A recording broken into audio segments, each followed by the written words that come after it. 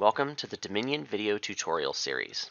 I'm Adam, and this first video will be about trashing. So, I think this is relatively obvious to most people, but curses are bad.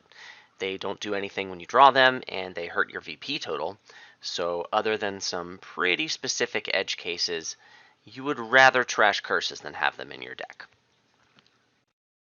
Let's talk about estates. Estates are bad. They don't do anything when you draw them, and even though you would lose points by trashing them, it's still worth it, largely because the tempo boost you get by trashing your estates could potentially lead to a 5-3 province split, and that's going to make up 12-point swing against your opponent. And that's more than the 3 points you're going to lose by trashing your estates. That's the most basic case. But other than the end of the game where you don't anticipate shuffling before the game is over, you would usually rather not have estates in your deck, so you would like to trash them. Let's talk about coppers.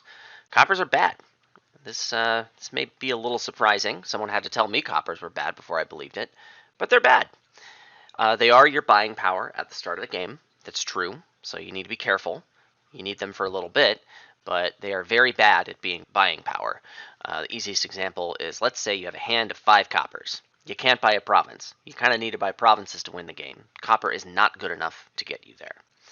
But more importantly, for the most part, Dominion is a game about synergies between kingdom cards. And so anything that gets in the way of drawing the cards that you want to be drawn together in the same hand is something you want to remove from your deck.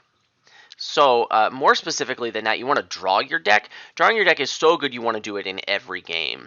And if you're going to draw every card in your deck, it's a lot easier to do when you don't have 7 coppers that you need to draw.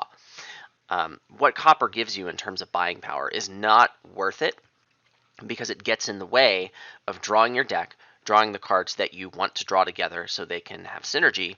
And that's going to be worth a lot better than drawing 7 cards and having $7 to show for it. So, unless you're going to play the money density paradigm the entire game, which is kind of rare, you would rather not have coppers in your deck, so you should trash coppers.